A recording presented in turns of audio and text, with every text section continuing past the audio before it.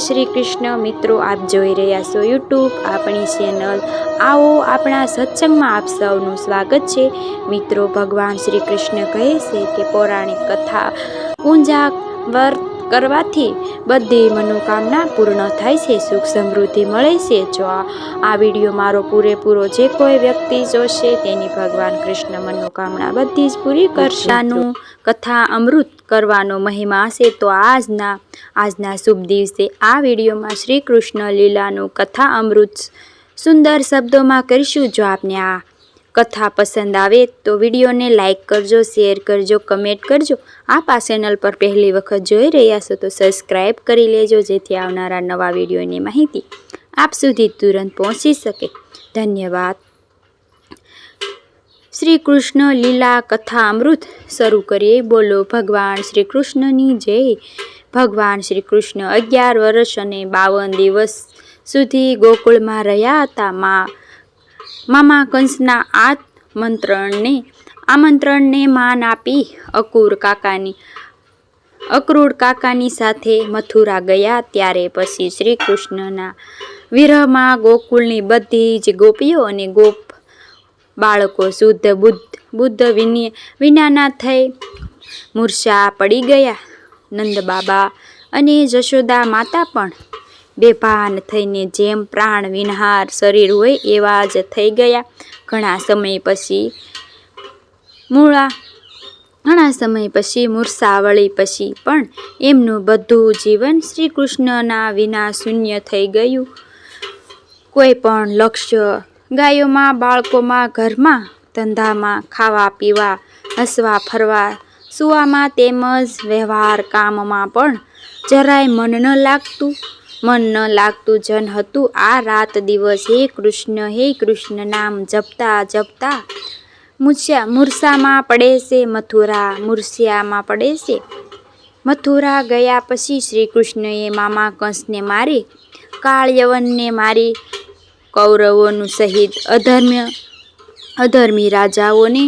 ધર્મી રાજાઓને મારી, પૃથ્વીનો ભાર દૂર કરી મથુરાવાસીઓને લઈ દ્વારકામાં ગયા અને કંસના પિતા શ્રી ઉગ્રસેનની મહારાજને રાજગાદી સોંપી। ત્યાર પછી ભગવાન શ્રી કૃષ્ણએ દ્વારકામાં જ લગ્ન કર્યા। ત્યાર પછી શ્રી કૃષ્ણ ઉદ્ધવજીને પોતાના રથમાં બેસાડીને ગોકુળમાં મોકલ્યા અને કહ્યું કે હે મારા બા સ્નેહો, ગોકુળવાળો અને ગોપ બાળકો અને ગોપીઓને કહેજો કે શ્રી કૃષ્ણ ગોકુળ છોડીને મથુરા આવ્યા ત્યારથી એમના સાથે ધર્મ વિરોધીઓ નાશ કરવાનો ઘણો બોજ હતો કે કામ સહેલાઈથી સંપૂર્ણ કરી દીધું છે।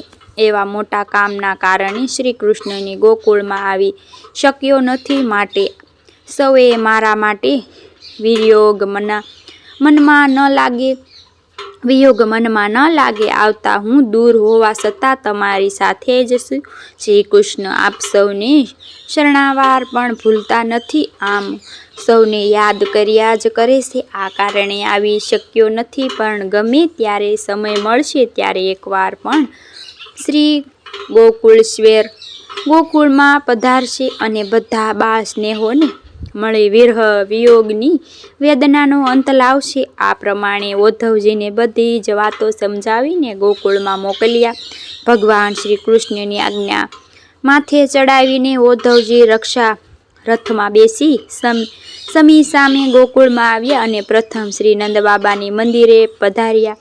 ઉદ્ધવજીને જોઈ ઘણા રાજી થયા અને પાદ અધર્ય પૂજન કર્યું અને સુંદર આસન આપી બેસાડ્યા અને શ્રી બોલ્યા અને બાલકૃષ્ણના સમાચાર પૂછ્યા। ત્યારે ઉદ્ધવજીને ઉપર પ્રમાણે શ્રી કૃષ્ણએ જે વાતો કીધી હતી તે બધી જ વાતો કહી સંભળાવી। વધુમાં વધુ શ્રી કૃષ્ણએ કરેલા પરોપકારને, લોકોએ સેવાના કામોમાં, નિઃશોધ પ્રજાઓને પીડા આપનાર, માથા ભરેલા રાજાઓને જળમૂળથી ઉખાડી નાખ્યા, એમના શાસનને કાઢી નાખ્યા અને પ્રજાને નિર્ભય બનાવી અને ભારતમાં શાંતિનું સથાવ્યું. આ મહાન કર્મો કરવા છતાં તમને માનોના ગોપ બાળકોને ગોપીઓને ક્ષણાવાર પણ વિસ્તારી નથી શક્યા. શ્રી કૃષ્ણ માટે મોટી જવાબદારી, કારણ કે ગોકુળમાં આવી શક્યા નથી,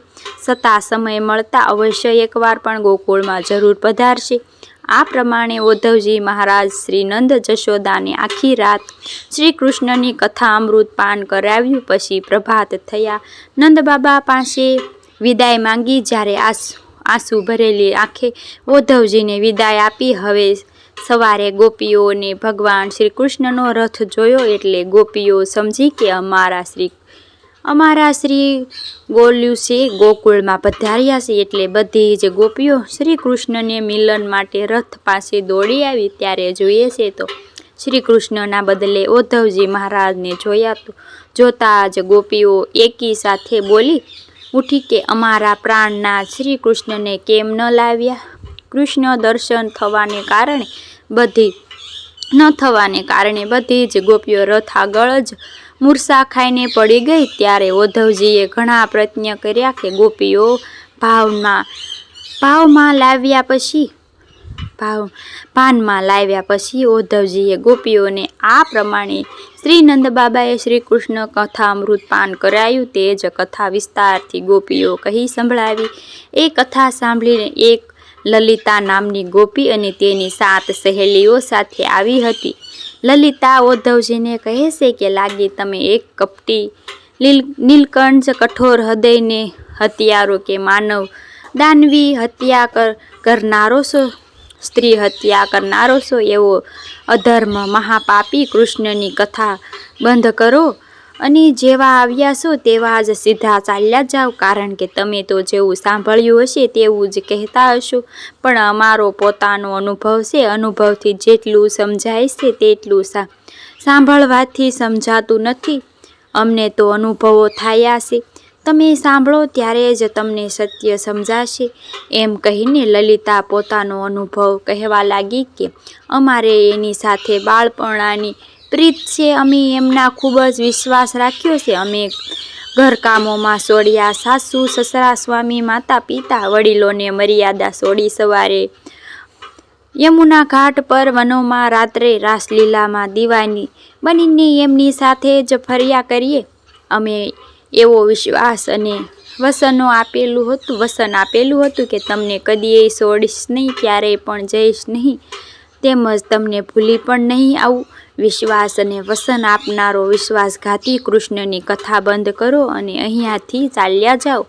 ઉદ્ધવજી અને લલિતાનો ઉપર પ્રમાણિત સ્વાદ સાંભળીને રાધાજી બોલ્યા, લલિતા તારો બકવાસ બંધ કર. અને ઉદ્ધવજીને કહ્યું, મહારાજ તમે અમે શ્રી કૃષ્ણ કથા અમૃતપાન કરાવો. રાધાની વાત સાંભળીને ઉદ્ધવજીએ શાંતિનો શ્વાસ લીધો. ત્યારે રાધાજીએ લલિતાને કહ્યું, તું જે વાત કરે છે તે કૃષ્ણની નિંદા કરે છે તે ખોટી છે.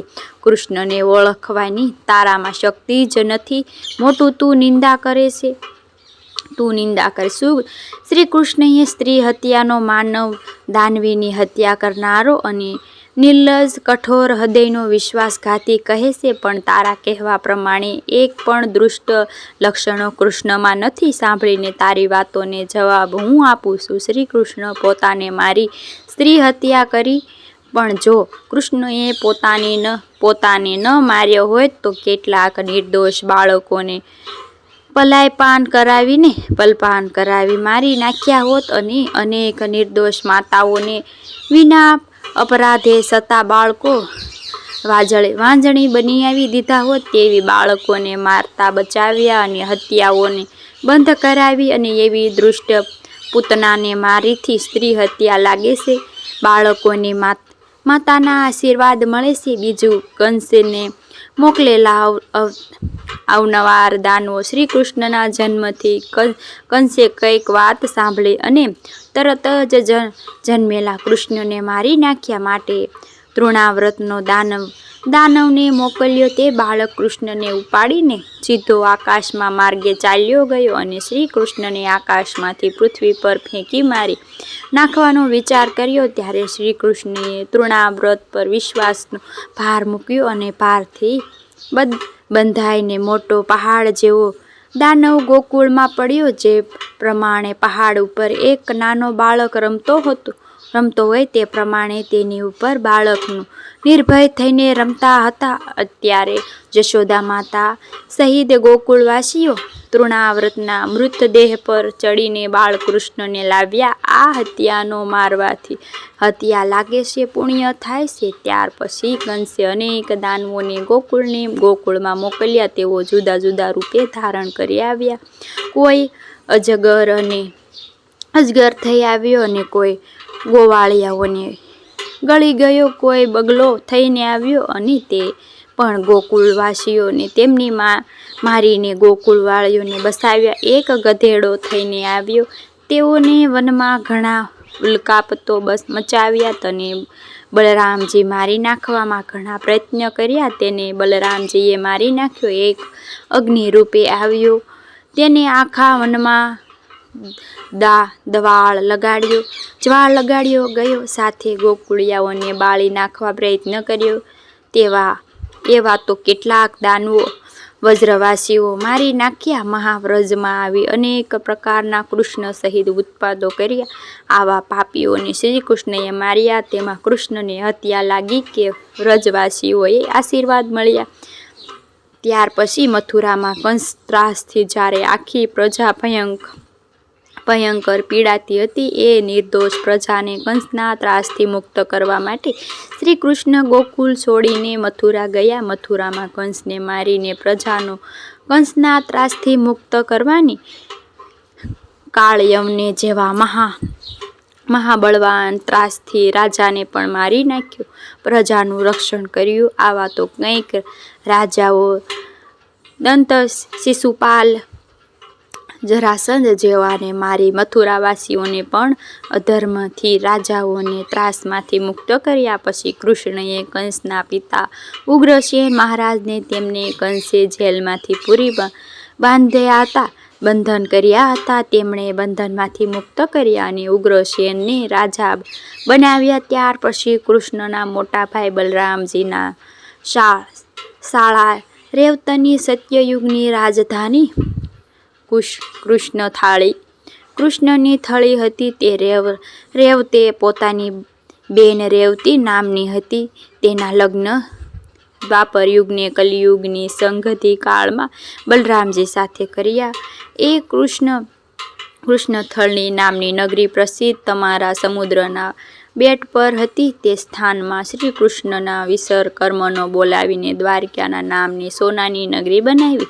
તેમાં મથુરાવાસીઓને લાવીને વાંચ્યા અને ઉગ્રસેન મહારાજને દ્વારકાના રાજા બનાવ્યા. આવા આવશ્યક મહાન કર્મો ટૂંકા સમયમાં કોઈ પણ ન થઈ શકે તેવા કાર્યો કર્યા. માટે આપણે ગોપીઓ ગોપ બાળકોને મળવા માટે આશ્વાસન આપવા માટે શ્રી કૃષ્ણની ગોકુળ ન આવ્યા. તેમાં એમને વિશ્વાસઘાત કર્યો અને કઠોર હૃદયવાળા કેવી રીતે થયા અને વચન ભંગ કરનાર કેવી રીતે થયા. આટલા મહાન કર્મો કર્યા છતાં અમે દ્વારકાધીશ થયા છતાં આપણે ગોકુળવાસીઓ તો ભૂલી ગયા નથી. અને એમને સમય ન મળવાને કારણે ઉદ્ધવજી જેવા મહાન જ્ઞાની પુરુષને આપણે ગોકુળવાસીઓને આશ્વાસન અને સંદેશો આપવા માટે ગોકુળમાં મોકલી આપ્યા છે. છતાં પણ તને વિશ્વાસઘાતી લાગે છે. બોલ લલિતા, તારે કૃષ્ણ વિશે હવે કોઈ નિંદા કરવી છે? હવે તું બોલતી બંધ થા. જરા સમર રાખ અને તારી જીભ બંધ કર. તારું મોઢું સીવ દે કે કદી પણ કૃષ્ણની નિંદા ન થાય. શ્રી રાધાજીની વાત સાંભળીને લલિતા ગોપી રાધાજીને શરણમાં લાકડી પડી ગઈ. લાકડીને જેમ પડે છે તેમ પડી ગઈ અને પોતાની સમજ ભેટ અને ભૂલ સમજીને માફી માંગતી રડતી કહેવા લાગી કે રાધા કી મેં વસનો ઉદ્ધવજીને કહ્યા. તેમાં મારો કહેવાનો ભાવ કંઈક જુદો જ હતો. તું સાંભળ મારા અંતરના ભાવની વેદના. મારો અને શ્રી કૃષ્ણનો એવો અન્ય પ્રેમ હતો કે એમના વિના મને ક્ષણવાર પણ ચેન પડતું નથી. તેમજ શ્રી કૃષ્ણને પણ મારા વિના ચેન પડતું નથી. એક ક્ષણો અને બેવને એક યુગ જેવડીઓ લાગતી રાધાજી, તમે મને શ્રી કૃષ્ણની લીલામૃત કથા કઈ સંભળાવી. એ કથાની મને પણ સંપૂર્ણ માહિતી તો મળતી જ હતી, પણ શ્રી કૃષ્ણ ગોકુળ છોડીને જ્યારથી ગયા છે ત્યારથી મારાથી શ્રી કૃષ્ણનો વિયોગ સહન થતો નથી. આવી વિરહની વેદના વ્યાકુળ થયેલી હું બેચેન હાલતમાં જ રખડી રહી છું. નથી મારું ઘરમાં ધ્યાન નથી કે ગાયોમાં ધ્યાન, અને રાત દિવસ હે કૃષ્ણની રાહ જોયા કરતી હતી.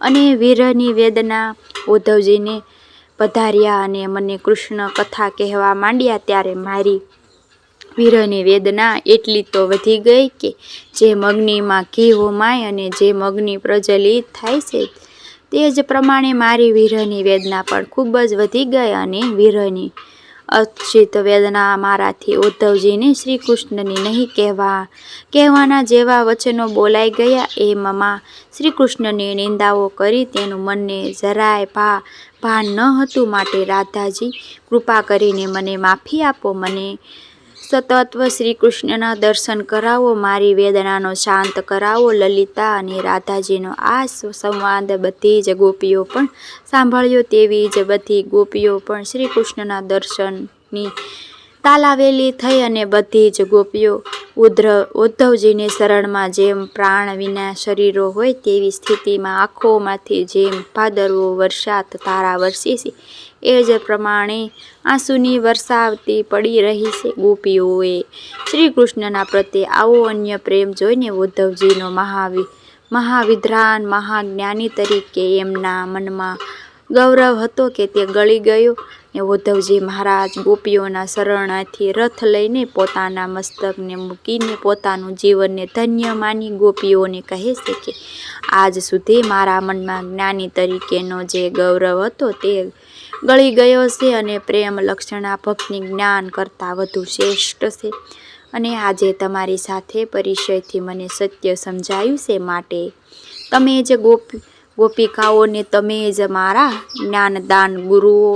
પછી ઉદ્ધવજીની ગોપીઓના શરણમાંથી વેદન કરી ગોપીઓએ શ્રી કૃષ્ણ કથા કહેવા પોતાનો વિચાર જણાવ્યો. ત્યારે ગોપીઓને ઘણી જ પ્રસન્નતા થઈ અને ઉદ્ધવજીને કહ્યું, આપ વ્રજમાં પધારો અને ત્યાં અમને અંતકાલમાં શ્રી કૃષ્ણ લીલા કથા અમૃત પાન કરાવો, અને અમારા પ્રાણ પ્રિય શ્રી કૃષ્ણ પાસે લઈ જાઓ, અને અમને એકવાર પણ શ્રી કૃષ્ણના દર્શન કરાવો. એમની કથા દર્શન વિનાના વિયોગ અમારા પ્રાણ નીકળી જશે. આ સાંભળીને ઉદ્ધવજીને કહ્યું કે તમે ચિંતા ન કરો, હું વ્રજમાં તમને સૌને શ્રી કૃષ્ણ કથા અમૃત પાન કરાવ્યા પછી તમને દ્વારકા લઈ જઈશ, અને ત્યાં દ્વારકાધીશ સાથે તમારું મિલન કરાવીશ.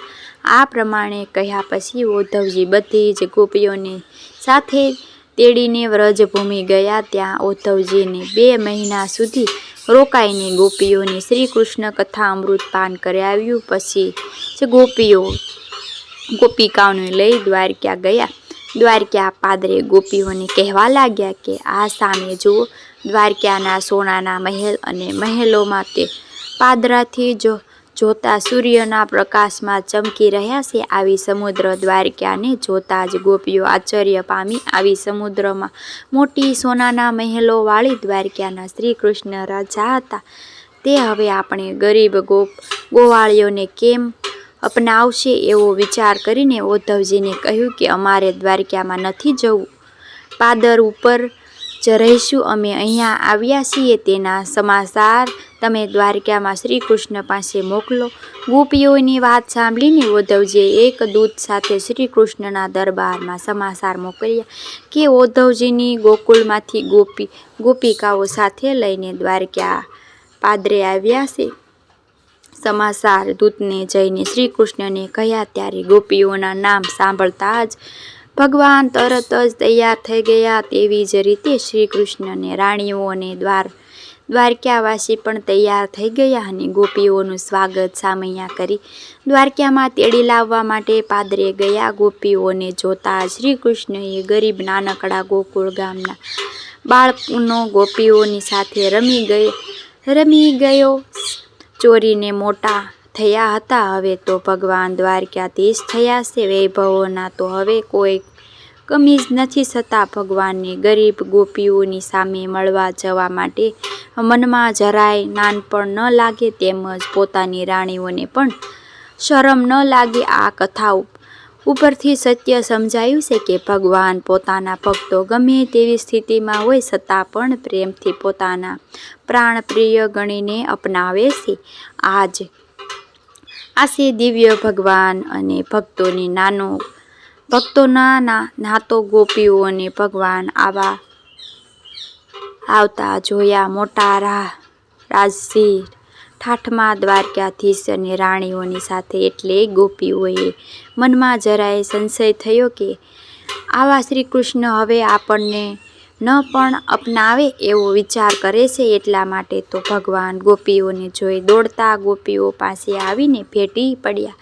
ગોપીઓને પણ ભગવાનને ભેટી પડ્યા જોઈને ભગવાનની રાણીઓ અને દ્વારકાવાસીઓ ચિત્ર તુલ્ય થઈ ગયા. આ હતું ભગવાન અને ભક્તોનું હાર્દિક અન્ય પ્રેમનું મિલન. ભગવાન નારાયણ શરણ કમળના ગોપીઓને આળોટી પડ્યા. હર્ષના આંસુઓથી ભગવાન ચરણ પખાળ્યા. ત્યારે ભગવાન પ્રસન્ન થઈને કહ્યું, તમારી જે ઈચ્છા હોય તે મારી પાસે માંગો. ગોપિકાઓએ કહ્યું, અમે ગરીબ ગોવાળીઓ અભણ નાનકડા ગોકુળ ગામમાં રહેનારી, અમને તો ન માંગતા આવડે કે ન કંઈ કહેતા આવડે, માટે જે જોઈએ છે અમે જ આવડે છે તેવું આપો. આ સાંભળીને કૃષ્ણએ કહ્યું કે તમને શું જોઈએ છે? ત્યારે ગોપીઓ કહ્યું કે તમે સદાને માટે અમારી સાથે જ રહો, અમારાથી ક્ષણવાર પણ દૂર ન થાવ. તમે અમારી સાથે જ છો તો બધું જ અમારી પાસે છે, અમારે બીજું કશું જોઈએ જ નહીં. આ ગોપિકાની વાત ભગવાન રાણીઓને દ્વારકાધીશોને પણ સાંભળી. તેવા જ બધા એક સાથે બોલી ઉઠ્યા કે ધન્ય છે શ્રી કૃષ્ણ અને ગોપિકાઓનો અન્ય પ્રેમ. પછી ભગવાન ગોપિકાઓને કહ્યું છે કે અહીં મહિદાનનો એવો બનાવેલો સુંદર મહેલ છે, પાપોમાંથી મુક્ત કરાવનારું છે. મહિમા છે નામનું સરોવર છે, એમાં સ્નાન કરવાથી માયાનું આવરણ માટે અને ભગવાનનો સાક્ષાત્કાર થાય છે. તે માટે તમે બધી ગોપીઓ આ સરોવરના સ્નાન કરો, એકવારથી તમે મારો સાક્ષાત્કાર થશે. આ સાંભળીને ગોપીઓ મય સરોવરમાં ભગવાનનું સ્મરણ કરતા કરતા સ્નાન કર્યું. તો ભગવાનના કહ્યા પ્રમાણે તેઓ રહેલું કંઈક માયાનું આવરણ મટી ગયું અને જ્યાં જોઈએ ત્યાં ભગવાન શ્રી કૃષ્ણના જ દર્શન થાય છે. આ કારણથી ગોપીઓ આનંદ થયો પાર ન રહ્યો. પછી ભગવાનનું ગોપિકાઓનું નામ અમર કરવા માટે દ્વારકાના પાદરે વિશ્વકર્મા બોલ્યા. આ એક સુંદર તળાવ બનાવ્યું.